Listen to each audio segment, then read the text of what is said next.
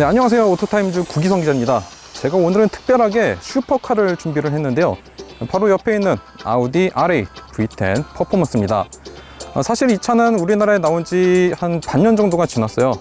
그만큼 이제 신선도가 떨어지기도 한데, 하지만 이 V10 자연흡기 엔진에 대해서 앞으로는 더 이상 보기 힘들 것 같아서 이렇게 어렵게 섭외를 했습니다. 최고 출력 610마력을 발휘하는 이 차, 과연 어떤 성능을 보여줄지 경험을 해보도록 하겠습니다. 어우, 완벽해. 네, 먼저 아우디 RA에 대해서 말씀을 드리자면요, 2006년에 1세대가 처음 공개가 됐죠. 그리고 2015년에 2세대, 지금의 2세대가 나왔고요. 2018년에 페이스리프트가 되면서 완전히 지금의 모습을 갖추게 됐습니다. 또 아우디 RA 타면 또 람보르기니 얘기를 빼놓을 수가 없어요. 1세대는 가야라도와 플랫폼과 엔진을 공유를 했고요. 지금 2세대는 람보르기니 우라칸과 플랫폼과 엔진을 공유를 하고 있습니다. 그만큼 람보르기니 입장에서는 이 플랫폼 공유를 통해서 슈퍼카의 저변을 확대할 수 있는 기회를 갖추게 됐고요. 아우디 역시 기존 RS 라인업으로도 만들기 힘든 그런 슈퍼카 라인업을 이 RA를 통해서 확보를 하게 됐습니다. 전반적으로 이 디자인을 먼저 살펴보게 되면은 1세대 RA과 지금의 모습이 닮으면서도 많이 다른데요. 특히 RA의 그 상징이기도 했던 이 프론트 그릴과 이 B필러의 장식이 좀 많이 바뀐 부분을 볼 수가 있습니다. 2세대가 처음 공개가 됐을 때 좀 반응이 미지근했어요, 사실. 왜냐면은 1세대가 상당히 화려하고 우아한 그런 스타일을 지녔었기 때문에 2세대에 대한 기대도 그만큼 컸었거든요. 그런데 2세대가 뭐랄까 밍밍한 스타일로 나오게 되면서 디자인 면에서 인기가 좀 떨어졌던 것도 사실입니다. 하지만 페이스리프트를 거치면서 지금의 어떤 날렵한 모습을 다시 되찾을 수 있었는데요. 특히 LED 헤드램프의 그 기역자 주간주행 등은 여전하지만 그 주변을 아우르는 그릴과 범퍼 흡기구, 이런 디자인들이 많이 개선이 됐습니다. 그리고 이 차는 외관에 카본 패키지를 장착을 했기 때문에 프론트 립이라던가 리어 디퓨저, 사이드 미러, 사이드 스커트, 이런 부분에 카본을 많이 볼 수가 있는데요. 특히 이 B필러 뒷부분에 있는 장식과 도어 뒤쪽에 있는 엔진 흡기구 쪽에도 이 카본 커버를 둘러서 보다 더 역동적인 그런 분위기를 볼 수가 있습니다. 그리고 프론트 범퍼 쪽에는 예전보다 그 흡기구 디자인을 많이 적용을 해서 보다 과격한 인상이 만들어졌는데요. 특히 그 그릴과 흡기구에 이제 패턴을 넣어서 그 아우디 스포츠만의 어떤 다이내믹한 이미지를 또 보여주고 있습니다. 물론 이제 엔진이 뒤에 있다 보니까 이 그릴로서의 기능을 하진 않고요. 앞바퀴로 흘려보내는 바람을 통해서 이 브레이크를 시킨다던가 그런 작용을 하고 있습니다. 일종의 그 전기차의 그릴 같은 흔적기관이라고 볼 수가 있겠네요. 사실 RA 사이드뷰는 좀 다른 슈퍼카에 비해서 억울한 면이 많이 있어요. 왜냐면은 이 프론트 뷰의 그 그릴을 살리기 위해서 후드가 생각보다 많이 치켜 올라갔거든요. 보행자 안전면에서는 유리할 수 있겠지만 이 전체적인 스타일 면에서는 좀 손해를 보는 부분이기도 합니다. 그래서 우라칸에 비해서 많이 좀 둥그스름하면서 둔한 그런 이미지를 또 느낄 수가 있는데요. 물론 이렇게 운전석에서 봤을 때는 상당히 낮고 넓습니다. 그래서 역동적인 그런 분위기는 진짜 이 운전석에 앉아서야만 제대로 느낄 수 있는 그런 차이기도 합니다. 2세대 RA의 사이드뷰가 특징이 뭐냐면, 기존에는 이 B필러와 도어 아래를 따라서 흐르는 그런 카본 스타일의 커버가 있었는데 이게 사라졌거든요. 사라졌다기보다는 이제 윈도우의 그 라인과 엔진으로 흘러가는 흡기구 그 라인을 따라서 두 갈래로 나뉘는 그런 형태를 볼 수가 있는데, 사실 이 부분은 처음에 상당히 어색했어요. 근데 지금 페이스리프트가 되면서 많이 적응이 된 모습입니다. 네, 그리고 리어뷰 같은 경우는 그 그릴이라고 해야 할까요? 엔진의 열을 냉각시키는 부분이 예전보다 많이 넓어져서 상당히 그 전면부와 마찬가지로 과격한 모습을 보여주고 있는데요. 또 미드십 엔진을 장착한 고성능 스포츠카답게 이 엔진을 그대로 네이키드 스타일로 보여주는 유리를 장착을 해서 서 있어도 정말 이 성능이 느껴지는 그런 모습을 볼 수가 있습니다. 또 예전부터 아우디는 R8을 이 머플러로 또 성능을 암시를 하기도 했는데요. 기본형인 V8은 이 원형 머플러를 작은 걸로 4개를 뽑아서 장식을 했는데, 이 차 같은 경우는 이제 V10이니까 좀 더 큼지막한 머플러 2개를 가지고 승부를 냈습니다. 또 내부에는 가벼운 배기 시스템을 장착을 해서 조용히 갈 때는 조용히 가고, 성능을 느껴보고 싶을 때는 또 화끈하게 느낄 수 있는 그런 시스템을 갖추고 있습니다. 흔히 이제 아우디를 조명회사라고 이제 놀리기도 하는데, 그만큼 이 LED를 적극적으로 사용하는 회사라 칭할 만합니다. 이 R8도 예외가 아닌데요. 특히 이 헤드램프와 리어램프에서 볼 수 있는 시퀀셜 타입의 LED 방향지시 등, 그리고 그 주변을 둘러싸고 있는 다양한 램프들이 이 차를 정말 화려하게 장식해주는 요소로 작용을 하기도 합니다. 실내는 아우디 라인업 중에서 정말 운전에만 집중할 수 있도록 설계된 유일한 차라고 할 수가 있을 것 같아요. 일단 이 센터페시아에 모니터가 하나도 없습니다. 대신에 이 12.3인치 디지털 기기판을 통해서 다양한 정보를 보여주고 있거든요. 조석에 앉은 분은 심심할 수가 있습니다. 하지만 이 운전자 입장에서는 오롯이 이 정면만 바라볼 수 있는 그런 환경이 조성이 된 거죠.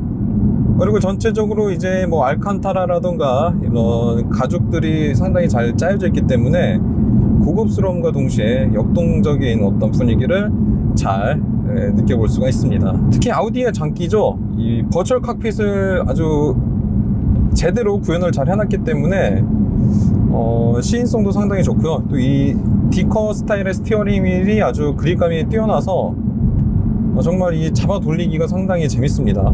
스티어링 휠 안쪽에는 이제 드라이브 셀렉트라던가 뭐 엔진 시동 버튼, 그리고 뭐 가변 배기 버튼, 그리고 레이스 모드 버튼 이렇게 장착이 되어 있거든요.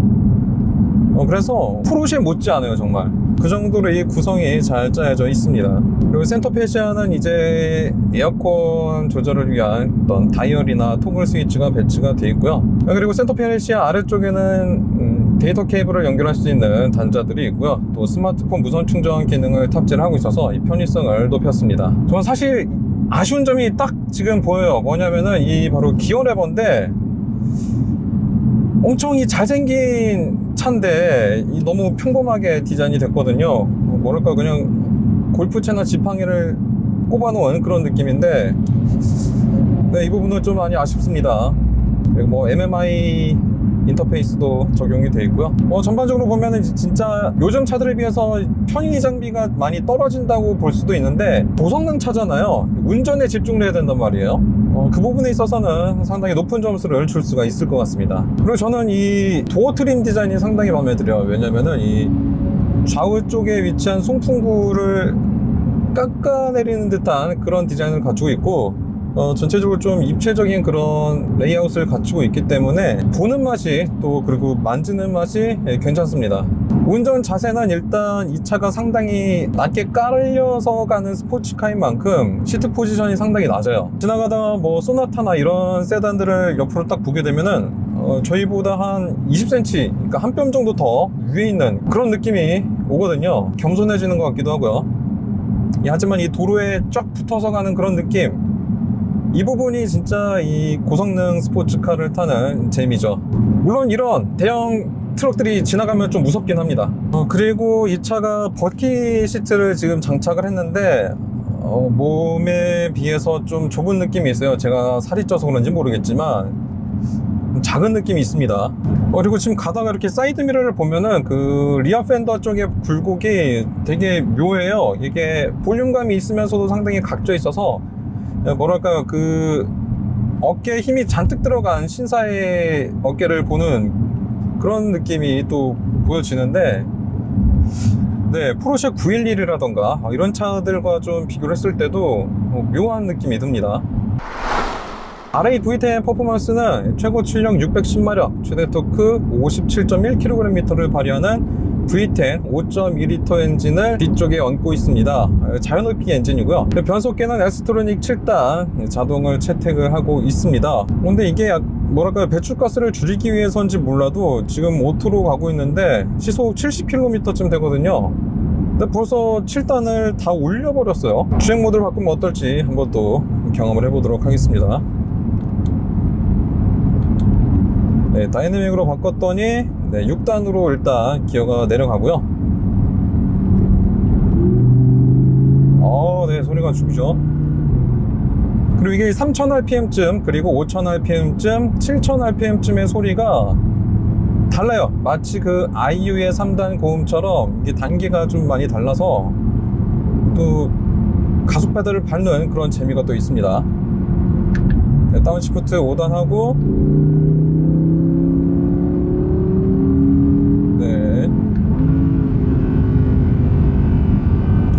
네, 지금 7000rpm에서 울려 퍼지는 이 자연흡기 엔진의 엔진음.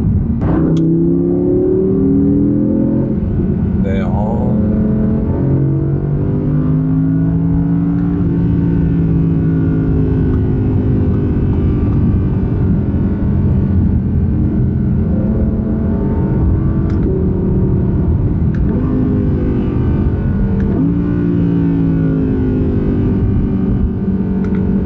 확실히 미드십 엔진의 이 스포츠카는 엔진이 뒤에 있다 보니까 뭔가 이렇게 주행을 할 적에도 뒤에서 뭔가 채찍질을 하는 그런 느낌이에요. 그래서 더 이렇게 더 가속을 하고 싶다, 이런 생각이 드는 게 아닌가 싶습니다. 제로백이 3.1초에 불과할 정도로 이 가속력이 상당하거든요. 그만큼 이제 이 변속기도 잘 받쳐주고 있고, 이 운전자가 어떻게 또 주행을 하느냐에 따라서 웬만한 걸 다 받아줄 수 있는 그런 포용력까지 갖춘 차가 아닌가 싶습니다. 자연흡기 엔진을 탑재를 한 만큼 이제 반응이 상당히 좋거든요. 터보 엔진이 아무리 좋아졌다고 해도 이 자연흡기 엔진의 어떤 자연스러우면서도 폭발적인 가속은 따라갈 수가 없죠. 물론 이 전체적인 완성도는 그 람보르기니 우라칸이 더 뛰어나겠죠. 하지만 그 차보다 이 R8은 1억 원이 더 쌉니다. 1억 원이 더 저렴하기 때문에 또한 그 가격대 성능비를 따지자면 최고의 선택이 아닐까 싶습니다. 그리고 승차감 같은 경우는 슈퍼카들 치고 상당히 좋은 편입니다. 아우디가 이 차에 마그네틱 라이드라는 그런 서스펜션을 또 채택을 했기 때문에 1000분의 1초 간격으로 이 노면의 상황을 살펴가면서 감쇄력을 조절을 하고 있거든요. 특히 이제 주행 모드에 따라서도 미세하게 감쇄력을 조절을 하기 때문에 운전자 입장에서는 데일리카로도 충분히 쓸 수 있는 그런 여지를 갖추고 있습니다. 브레이크도 그 세라믹 디스크를 채택을 하고 있기 때문에 급브레이크를 밟아도 안정적인 제동력을 보여줄 수가 있는데요.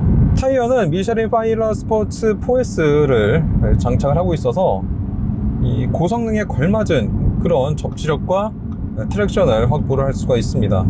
근데 진짜 이 타이어 같은 경우는 밖에서 봤을 때 과연 공기가 들어갈 만한 공간이 있을까 싶을 정도로 상당히 얇거든요.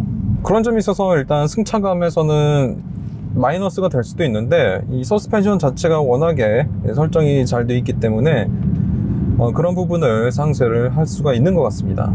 그리고 적재 공간은 엔진이 아무래도 이 차체 후미 쪽에 있다 보니까 이 프론트 후드 쪽을 활용을 해서 간단하게 프렁크를 만들기도 했거든요. 이 부분은 이제 백팩 한 2개 정도를 넣거나 버스턴백을 넣을 수 있는 그런 공간 정도는 돼서 마트를 갈 적에도 간단하게 장보기는 할 수 있을 것 같습니다. R8 V10은 기본적으로 후륜구동 기반의 사륜구동 시스템 쿼트로를 채택을 하고 있거든요. 그래서 전반적으로 오버스티어 성향을 보이고 있고요. 하지만 이 전반적인 컨트롤을 차가 잘 잡아주고 있는 그런 모습을 하고 있기 때문에 이 운전자 입장에서는 부담이 그렇게 많지가 않습니다.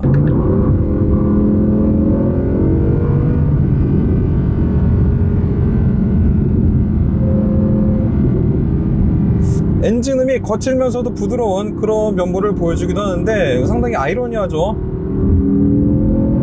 그럼에도 운전자에게는 아주 상당한 재미를 보여주고 있습니다.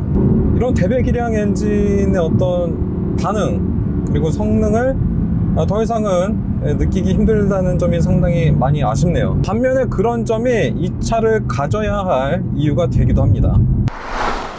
네, 아우디 R8 V10 퍼포먼스, 이 내연기관 끝자락에서 만난 아주 귀한 존재라고 말할 수가 있을 것 같은데요. 특히 이 대배기량 자연흡기 엔진, 더 이상 보기 힘든 이 아주 천연기념물이라고 칭할 만큼의 어떤 그 고귀한 성능을 가진 이 엔진을 아주 뭐랄까 매력적으로 보여주는 그런 차예요, 사실. 그런 부분에 있어서 이 차는 뭐랄까요, 정말 보물이에요, 보물. 아우디고 람보르기니고 뭐 포르쉐를 떠나서 상당히 귀한 그런 차라고 할 수가 있을 것 같아요. 그래서 이 차를 갖고 계신 분들은 상당히 로또라고 하기엔 좀 부족하지만 그래도 아주 좋은 기회를 갖고 계시는구나, 이렇게 또 생각이 듭니다. 지금까지 오토타임즈 김기성 기자였습니다.